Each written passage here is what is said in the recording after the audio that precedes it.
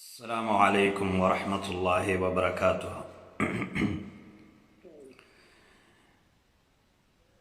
تحيات المباركات الصلوات الطيبة لله والصلاة والسلام على رسول الله وعلى آله وأصحابه ومن والاه، أما بعد، فأعوذ بالله من الشيطان الرجيم. قال الله سبحانه وتعالى: إن عدة الشهور عند الله 12 شهرا في كتاب الله يوم خلق السماوات والأرض منها 4 حرم ذلك الدين القيم فلا تظلموا فيهن أنفسكم وقاتلوا المشركين كافة كما يقاتلونكم كافة واعلموا أن الله مع المتقين. وحديث أخرجه البخاري ومسلم في صحيحيهما عن أبي بكرة رضي الله عنه قال: قال رسول الله صلى الله عليه وسلم: الزمان قد استدار كهيئة يوم خلق السماوات والأرض، السنة 12 شهرا منها 4 حرم، 3 متواليات، ذو القعدة وذو الحجة والمحرم ورجب مضر الذي بين جمادى وشعبان. بھائیو، رجب کے مہینے کے حوالے سے کچھ باتیں بھائیوں کے سامنے رکھنا چاہتا ہوں جو کہ بہت ضروری ہے، کیونکہ اس مہینے میں بھی بہت سارے منمانیاں لوگ کرتے ہیں، بہت سارے خرافات وہ بجا لاتے ہیں اس مہینے کے فضیلت کو سمجھ کر کہ یہ مہینہ اور اس مہینے میں یہ فضائل ہے. حقیقت یہ ہے کہ وہ فضائل نہیں ہے، بلکہ جھوٹے واقعات، جھوٹے قصے کہانیوں پر مبنی باتیں ہیں.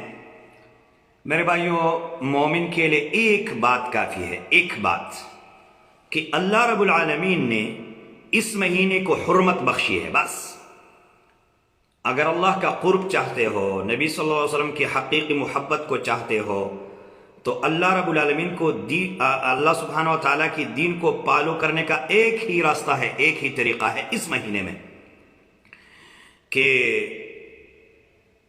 اس کی حرمت کا لاج رکھو، اس کی حرمت کو حیثیت دے دو جو اللہ نے دی ہے، جو اللہ کے رسول نے دی ہے، اور اس کو حرمت کا مہینہ سمجھو. یہ آپ کے لیے کافی ہے.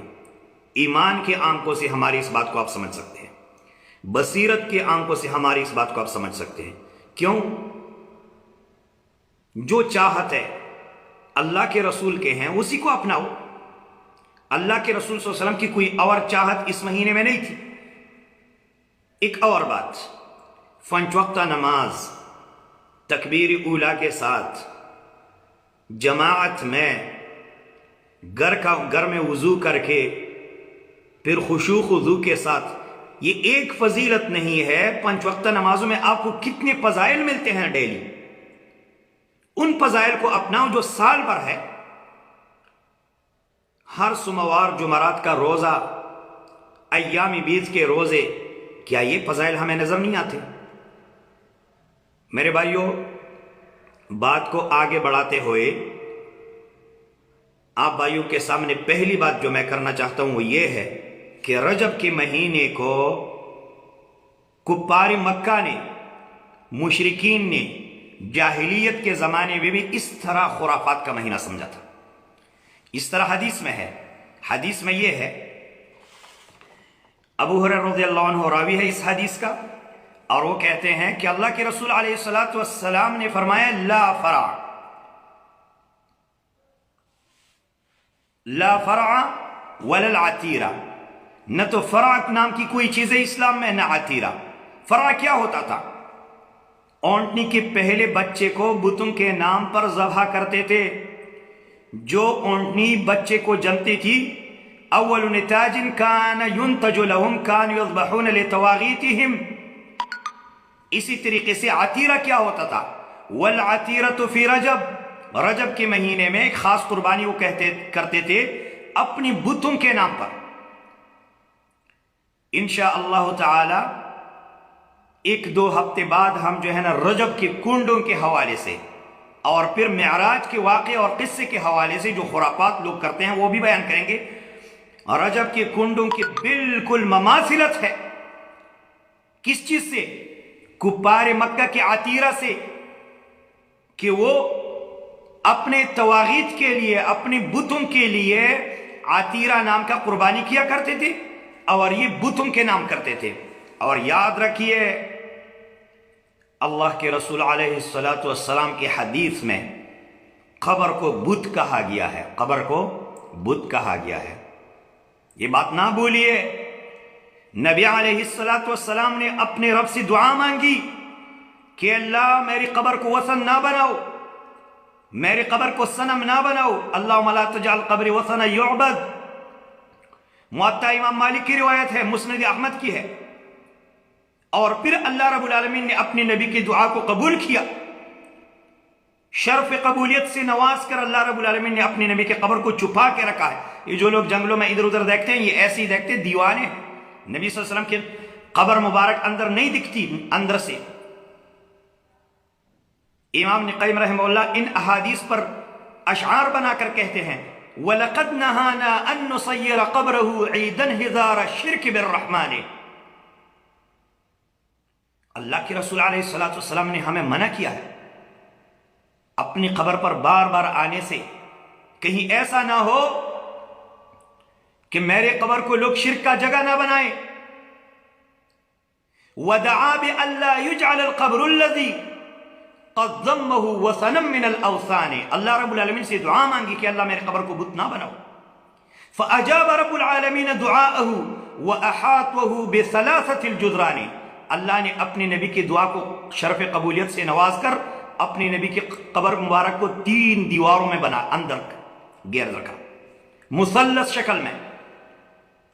हत्ता इक़्तदत अरजाउहु बिदुआइही बिइज़्ज़तिन व हिमायतिन व सियान। अल्लाह रब्बुल आलमीन ने अपने नबी को की कब्र को बड़ी इज्जत के साथ और महफूज रखा है, लोग देख नहीं सकते। और मेरे भाइयों, नबी सल्लल्लाहु अलैहि वसल्लम ने ये जो डराया था उम्मत को ना, तो अल्लाह रब्बुल आलमीन ने अपने नबी के कब्र को तो महफूज किया, लेकिन बाकी कब्रों की हालत क्या है वो आप भी जानते हैं, मैं भी जानता हूं। अगर मीडिया का जमाना ना होता, लोगों को इन कब्रों के बारे में अगर आप किस्सा बताते, वो आपको झूठा समझकर रद्द कर देते बात को। लेकिन अभी तो मीडिया का जमाना है, मुर्दों के आगे सजदे, जिंदों के आगे सजदे, जिंदों के इर्द गिर्द तवाब, मुर्दों के इर्द गिर्द तवाब। ये है बिल्कुल इसी तरीके से रजब के कुंडे हैं, और इंशाअल्लाह ताला वो अपने वक्त पर हम बता देंगे। ये बुत परस्ती है, ये पक्की बुत परस्ती, इसमें कोई शक नहीं। और इंशाअल्लाह ताला हम उसको उस वक्त बयान करेंगे जब इसका मौका आ जाए, 1 हफ्ते के बाद बिइज़्निल्लाह ताला। मेरे भाइयों, अल्लाह रब्बुल आलमीन ने क्या फरमाया, इन्ना इद्दत शुहूर इंदल्लाह 12 शहरन फी किताबिल्लाह। अल्लाह रब्बुल आलमीन के नजदीक इस्लामी साल के महीनों की गिनती 12 है, अंग्रेजी साल के महीनों की गिनती भी 12 है। 1 साल का चक्कर काट सूरज काट देता है, और इसी तरीके से 12 महीने हैं साल के। लेकिन इस्लामी साल का भी वही तरीका है। बात यह है कि कुफ्फार मक्का 4 महीने जो हुर्मत के थे इस पर मुत्तफिक थे, लेकिन अपनी मनमानियां इसमें दाखिल करके इनको आगे पीछे करते। तो अल्लाह के रसूल अलैहिस्सलातु वस्सलाम की जो हदीस है बुखारी और मुस्लिम में, वो तफसील के साथ लंबी भी है और मुख्तसर मैंने आप भाइयों के सामने जो पढ़ी है। अबू बकरा, एक है अबू बकर सिद्दीक रज़ियल्लाहु अन्हु, एक है अबू बकरा। वो कहते हैं कि अल्लाह के रसूल अलैहिस्सलातु वस्सलाम ने हज्जतुल विदा के मौका पर फरमाया, इन्न ज़मान क़द इस्तदार कहयअति यौम खलक़स समावाति वल अर्द। ये अल्लाह के रसूल अलैहिस्सलातु वस्सलाम ने फरमाया कि ये जो ज़माना है घूम फिर कर जो है ना उसी तरीके से जो है ना आकर खड़ा हो गया जिस तरह अल्लाह रब्बुल आलमीन ने इसको पैदा किया। और फिर फरमाया कि साल के 12 महीने हैं, उनमें से 4 महीने हुर्मत के हैं। सलासतुम मुतवालियात, 4 महीनों में 3 महीने एक दूसरे के साथ सटे हुए हैं, लगे हुए हैं, लगातार है। वो ज़ुल्क़ादा, ज़ुल्हिज्जा और मुहर्रम है। वरजब मुदर लज़ी बैन जुमादा व शाबान, एक रजब का महीना जिसमें अभी हम चल रहे हैं, जो जुमादा और शाबान के दरमियान है। आने वाला महीना शाबान का महीना है, ये दरमियान में है इन 2 महीनों के। ये 4 महीने हुर्मत के हैं। नबी अलैहिस्सलातु वस्सलाम ने ये जो फरमाया کہ سال کے 12 مہینے ہے اور زمانہ گم پھر کر اسی لائن پر جو ہے نا آ کھڑا ہوا اپنی اصلی حالت پر، جس طرح اللہ رب العالمین نے کائنات کو پیدا کیا تھا۔ اور پھر نبی صلی اللہ علیہ وسلم نے سال کے 12 مہینوں میں سے حرمت کے 4 مہینوں کا ذکر کیا۔ میرے بھائیوں، نبی علیہ السلام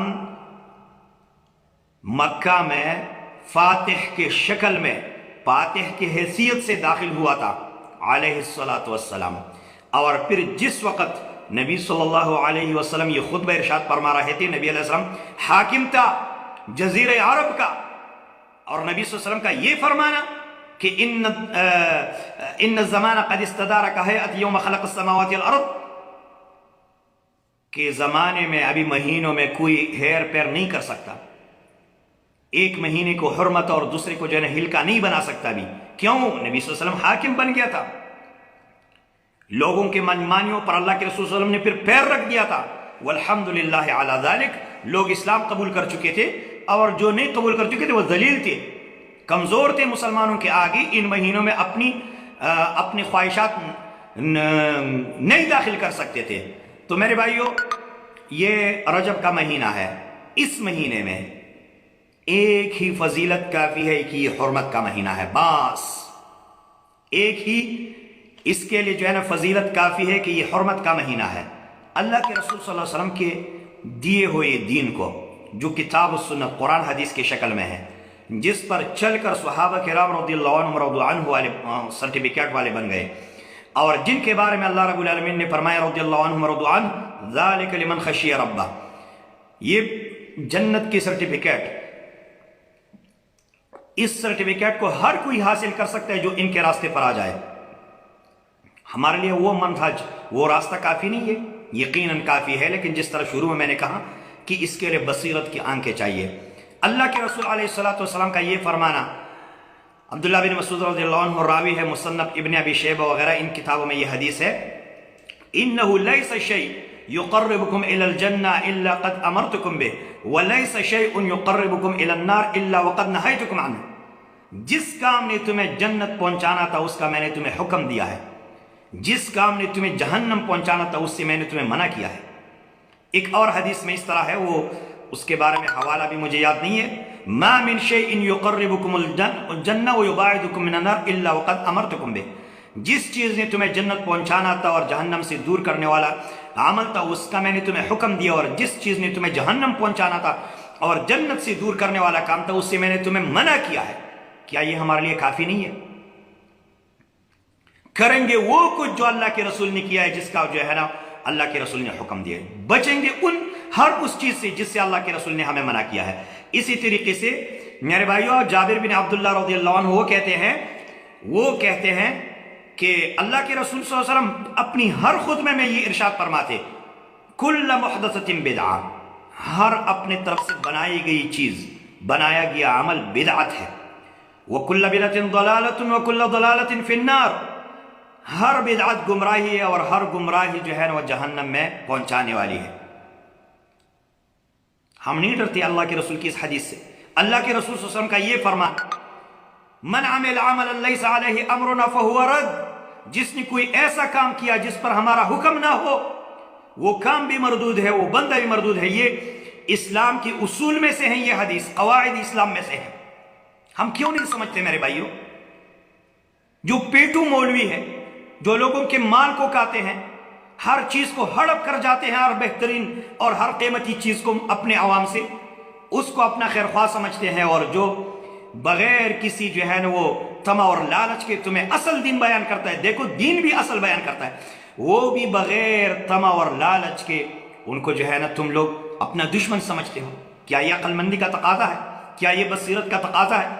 کیا جو آنکھیں قرآن نے ہمیں دیے ہیں ان آنکھوں سے ہم نے ان لوگوں کو نہ اپنے دشمن کو پہچانتے ہیں، نہ اپنے دوست کو پہچانتے ہیں؟ جو نئے خرافات لائے انہی کے پیچھے ہم چلنے لگتے ہیں، بغیر پوچھ کے، بغیر تحقیق کے۔ انا للہ و انا الیہ راجعون۔ اور یہ امام مالک رحمہ اللہ ان کا عجیب قول ہے، من ابتدع فی الاسلام بدعتا یراها حسنہ، جس نے اسلام میں کوئی بدعت جاری کی پھر بھی اس کو اچھا دیکھا، اچھا جانا، فقد زعم ان محمد صلی اللہ علیہ وسلم خان الرسالہ، اس نے نبی علیہ السلام پر رسالت میں خیانت کا گمان کر دیا. لأن اللہ تعالی یقول اليوم اکملت لکم دینکم واتممت علیکم نعمتی ورضیت لکم الاسلام دینا، آج میں نے تم پر اپنی نعمت کو تمام کر دیا، دین اسلام کو میں نے تمہارے لیے پسند کیا. میں تم سے اگر راضی ہوتا ہوں تو دین اسلام پر، اور اپنی نعمتیں میں نے تم پر تمام کر دیے. اس تمام اور کامل دین کو اگر کوئی نہیں فالو کرتا، اس میں اپنے طرف سے منمانیاں داخل کرتا ہے، تو وہ میرے بھائیوں، وہ لوگ اسلام میں جو ہے نا، وہ جو اپنے طرف سے منمانیاں کرتے ہیں، وہ اللہ کے رسول صلی اللہ علیہ وسلم پر رسالت میں خیانت کا گمان کرتے ہیں کہ نبی صلی اللہ علیہ وسلم نے دین کو پورا نہیں پہنچایا. انا للہ و انا الیہ راجعون. شاعر کہتا ہے من کان یرغب فی النجات فما له غیر اتباع المصطفى فیما اتا ذاک السبیل المستقیم وغیرہ سبل الضلالة والغوایة والردى. اگر کسی کو نجات سے محبت ہے، نجات چاہیے کسی کو، اس کو چاہیے کہ نبی صلی اللہ علیہ وسلم کا پیروکار بنے، نبی صلی اللہ علیہ وسلم کے پیچھے چلے. یہ اسی کی نجات کے لیے کافی ہے، یہ صراط مستقیم ہے. اس کے علاوہ جتنی بھی راستے ہیں ضلالت کے ہیں، گمراہی کے ہیں.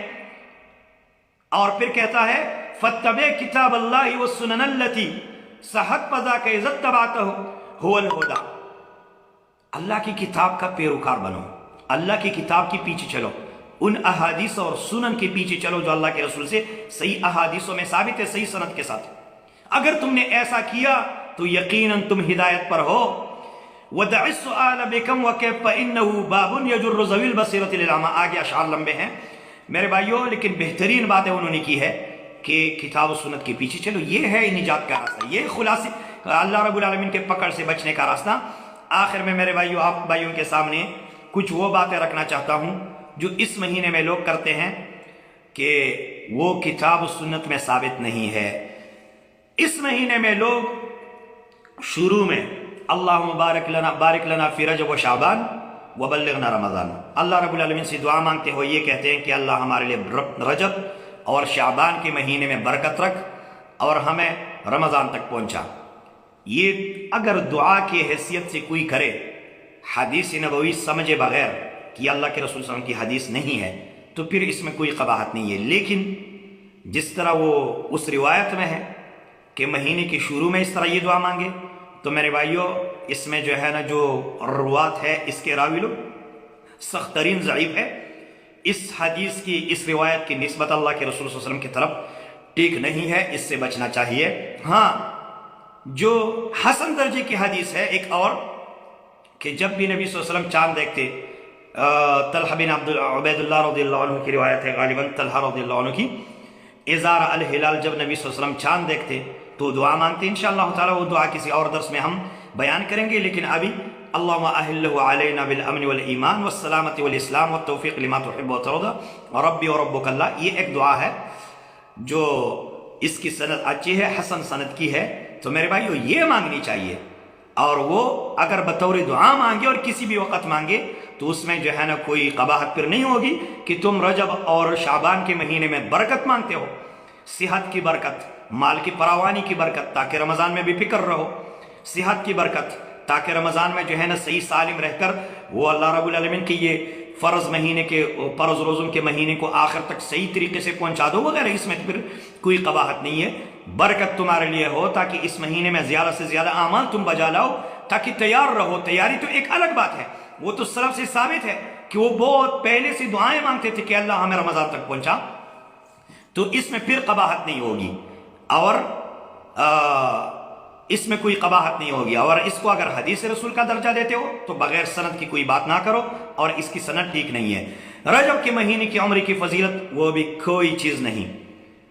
جس نے بھی جو ہے نا جس وقت بھی عمرہ ادا کرنا ہے ادا کرے، اس میں ایک فضیلت ہے. اور رمضان مبارک کے مہینے کے روزے کی جو ہے نا وہ فضیلت ایک الگ فضیلت ہے. لیکن اس مہینے میں کوئی خاص فضیلت نہیں ہے عمرے کی، وہ فضیلت ہے جو سال بھر ہے بس. تو جو لوگ اس مہینے میں کثرت سے پہلے وہ رجب کے مہینے میں عمرے ادا کرتے تھے، اگر اس نیت سے کہ یہ رجبی عمرہ ہے، یہ بدعت ہے. دیکھو، اسلامی عمل، کتاب و سنت پر ثابت عمل، لیکن اپنی طرف سے تھوڑی سی چینجنگ کے ساتھ اس کو ادا کرو، بدعتی بنو گے، اللہ رب العالمین کی دین میں اپنے طرف سے اضافہ کرنے والے بنو گے۔ بدعت اتنی قبیح چیز ہے، اسی وجہ سے کسی نے کیا کہا، ان البدعۃ قرینۃ الشرک فہی تنافی شہادۃ ان محمد رسول اللہ، ان محمدا رسول اللہ، کما ان ینافی شہادۃ اللہ الہ الا اللہ، کہ بدعت وہ شرک کا ساتھی ہے، جس طرح شرک نے لا الہ الا اللہ کی نفی کی ہے، اللہ رب العالمین کی عبادت میں کسی اور کو داخل کیا ہے، اسی طریقے سے بدعت نے جو ہے نا کیا کیا ہے، بدعت نے اللہ کے رسول علیہ السلام کے ساتھ کسی اور کو شریک کیا ہے رسالت میں، مولویوں کو، پیروں کو۔ اور امام ابن تیمیہ رحمہ اللہ کہتے ہیں کہ زنا بدعت سے جو ہے نا وہ اخف ہے، کیوں؟ زنا سے لوگ توبہ کرتے، بدعات سے نہیں کرتے۔ اور پھر جو ہے نا سفیان ثوری رحمہ اللہ کا قول ذکر کیا ہے کہ بدعت جو ہے نا شیطان کو بہت پسند ہے، کیوں؟ فَإِنَّ الْمَعْصِيَةَ يُتَابُ مِنْهَا وَأَمَّا الْبِدْعَةُ فَلَا يُتَابُ مِنْهَا۔ معصیت کوئی بھی ہو وہ کر کے بندہ پریشان رہتا ہے، اپنی روح پر ایک زخم سمجھتا ہے جب تک اس سے توبہ نہ کرے، لیکن بدعت کو تو اس نے اپنی روح کے لیے دوا سمجھا ہے، اس سے کون توبہ کرتا ہے؟ بدعت تو دین سمجھ کر کوئی کرتا ہے، تو پھر دین سے کوئی توبہ کرتا ہے؟ اور حقیقت یہ ہے کہ وہ دین نہیں ہے۔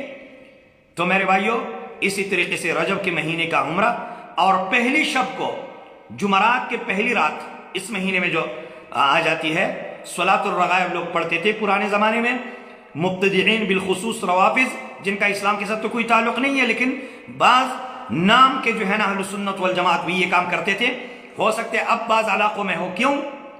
یہ بدعت ایسی چیز ہے، بدعت کے سمجھنے کے لیے ایک بات ذہن میں یاد رکھو، اور اس کو کسی اور کے سامنے رکھ بھی سکتے ہو کہ سنت انٹرنیشنل ہے، سنت عالمی ہے، سنت کہیں پر بھی جاؤ تو سنت طریقہ وہی ہے جو اللہ کے رسول سے ثابت ہے، چاہے کسی بھی ملک میں جاؤ، مصر میں جاؤ، لیبیا میں جاؤ، ترکیہ میں جاؤ، کسی بھی ملک میں، ہندوستان میں، بنگلہ دیش میں، پاکستان میں، افغانستان، کہیں پر بھی جاؤ، سنت طریقے پر کوئی عمل کرے تو ایک ہی طریقہ ہوگا، یہاں وہاں۔ کیوں؟ سب کی نسبت اللہ کے رسول کی طرف ہے، سب کا عمل جو ہے نا نبی صلی اللہ علیہ وسلم کی حدیث کو پریکٹیکلی عملی شکل دے کر کرتے ہیں، تو اس میں پھر اختلاف نہیں ہے۔ لیکن بدعت ہر علاقے کے الگ الگ بدعات ہے، ہر علاقے کے الگ الگ بدعات ہے، فلہذا رجب کے مہینے میں بہت سارے ایسے بدعات ہیں جو ہمارے لوگ نہیں جانتے، الا یہ کہ کسی نے کتاب میں پڑھ لیا ہو، الا یہ کہ کسی کے علم میں آ گیا ہو، بس۔ تو صلاۃ الرغائب لوگ پڑھتے تھے، اب بھی لوگ پڑھتے ہیں۔ اسی طریقے سے اس مہینے میں کثرت نوافل اور روزے، اس مہینے کی خصوصیت میں داخل کرنا، یہ بھی بدعت ہے۔ اگر اپنے آپ کو بند تیار کرنے کے لیے روزے رکھے اہتمام کے ساتھ، اس طرح کہ اس کو جو ہے نا رجب کے مہینے کی خصوصیت نہ سمجھے، سوموار کے دن کا روزہ عام مہینوں میں ثابت ہے، جمعرات کا روزہ ثابت ہے، ایام 20 کے روزے ثابت ہے، اس کو بندہ کرے اور پھر اس اہتمام اس کے علاوہ بھی کرے تو کوئی قباحت اس میں نہیں ہے کہ بھائی میں اپنے روزوں کو جو رمضان المبارک کے مہینے میں آنے والے ہیں اس کو سنوارنے کے لیے، تلاوت کی قرآن سے بھرنے کے لیے اور نوافل سے بھرنے کے لیے اور ذکر و اذکار سے کرنے کے لیے، روزے رکھنے کے لیے میں ایک عملی زندگی اپنانا چاہتا ہوں، تعلیم کے طور پر کرے، لیکن اس مہینے کی خصوصیت میں وہ نہ سمجھے، بس یہ بات کافی ہے۔ اور جو خصوصیت سے لوگ روزے رکھتے ہیں وہ بدعت ہے۔ ہزاری نام کے ایک روزے کو، میں نے جس طرح کہا نا، بدعات کو، بہت سارے بدعات کو ہم نہیں جانتے، صرف کتابوں میں پڑھ لیا ہے، سن لیا ہے۔ تو یہ روزہ بھی روافض رکھتے تھے، عام لوگ روافض ان کی جو ہے نا وہ بھی اس سے جو ہے نا وہ نابلد ہے، ان کو نہیں معلوم، اور یہ روزہ جو ہے نا بہت سارے لوگ رکھتے تھے، تو یہ بھی بدعت ہے۔ اسی طریقے سے وہ رجب کے جو کنڈے ہیں اس کے بارے میں انشاءاللہ تعالی میں بات کروں گا، معراج کے بارے میں بھی انشاءاللہ تعالی بات کروں گا، اور اسی طریقے سے مصنف عبد الرزاق میں ایک روایت وہ پائی جاتی ہے، اس میں یہ ہے کہ 5 راتوں کو جو ہے نا دعا رد نہیں ہوتی، دعا کی قبولیت کے مکانات میں سے ہیں وہ جگہ، وہ اوقات، جن اوقاتوں میں جو ہے نا اللہ رب العالمین دعائیں قبول کرتا ہے، تو اس میں ایک یہ ہے کہ رجب کے مہینے کی پہلی شب جمعہ کو دعائیں قبول ہوتی ہیں۔ اسی طریقے سے یہ بھی ذکر کیا ہے کہ 15 شعبان کی رات کو اور عیدین کی رات کو، اور یہ تو میرے بھائیوں صحیح بات یہ ہے کہ وہ حدیث بھی ثابت نہیں ہے اللہ کے رسول سے، یعنی دعاؤں کے لیے ان اوقات کو فضیلت کے لیے سمجھ کر یہ ثابت نہیں ہے۔ دعا کسی بھی وقت کر سکتے ہو، لیکن رجب کے پہلی رات کو جو ہے نا دعا قبول کرنے کے لیے وقت سمجھ کر، یہ بدعت ہے۔ کیوں؟ وہ روایت ہی نہیں ہے۔ اسی طریقے سے یہ امام حجر رحمہ اللہ نے اپنی کتاب تبیین العجب بما ورد فی فضل رجب، انہوں نے امام حجر اسقلانی رحمہ اللہ نے بہت سارے ایسی روایت کو ذکر کیا جو موضوع من گڑت ہے، اور اس پر انہوں نے تفصیلی ادھر بات کی ہے۔ فلہذا میرے بھائیوں ہمارے لیے اتنی بات کافی ہے کہ رجب کا مہینہ حرمت کا مہینہ ہے۔ دل کے آنکھوں سے اس مہینے کی حرمت کو سمجھو، تو جو لوگ اس مہینے میں پلانے عمل کو فضیلت دے کر سمجھ کر ادا کرتے ہیں اور اس میں وہ بدعات انجام دیتے ہیں، اللہ کی قسم تم صرف اپنے ایمان کے بصیرت میں اور ایمان کے حلاوت میں اور ایمان کے مزے میں جو ہے نا اس بات میں اور ہی جو ہے نا اپنے لیے ایمان میں بڑھوتری پاؤ گے کہ اللہ کے رسول صلی اللہ علیہ وسلم نے اس مہینے کو حرمت دی ہے، اللہ رب العالمین نے اس مہینے کی حرمت کو بیان کیا ہے، بس ہمارے لیے یہ بات کافی ہے۔ اور جو بدعات کرتے ہیں، خرافات کرتے ہیں، بدعات خرافات سے دلوں میں نورانیت نہیں پیدا ہوتی، اندھیرے پیدا ہو جاتے ہیں، اجالے نہیں آتے، ظلمات آتے ہیں۔ فلہذا میرے بھائیو ہمارے لیے کتاب و سنت قرآن حدیث یہ کافی ہے۔ اس میں جتنی بھی فضائل ہے، جتنی بھی اوقات میں وہ اپنے عملی زندگی میں لا کر آپ کے جنت کے لیے جانے کے لیے کافی ہے، جہنم سے بچنے کے لیے کافی ہے۔ اور بدعات خرافات یہ جہنم کے راستے ہیں، اس سے اپنے آپ کو بچاؤ، دوسروں کو بھی بچاؤ، دوسروں کو بھی دعوت دو، اپنے اہل و عیال کو بھی کتاب و سنت کی طرف رغبت دلاؤ کہ یہ آپ کے فرائض میں سے ہے کہ اپنے اہل و عیال کو کتاب و سنت کے منہج پر لے آؤ۔ یہ ہم سے اسلام کا تقاضا ہے، یہ ہم سے اسلام کی چاہتے ہیں، اور باقی خرافات وہ شیطانی راستے ہیں۔ اللہ رب العالمین سے دعا ہے کہ اللہ ہمیں کتاب و سنت پر زندگی گزارنے کی توفیق عطا فرمائے، اسی طرح ہمیں اللہ رب العالمین دعوت دینے کی توفیق عطا فرمائے۔ جزاکم اللہ خیرا، وصلی اللہ وسلم وبارک علی نبینا محمد وعلی آلہ واصحابہ اجمعین، والسلام علیکم ورحمۃ اللہ۔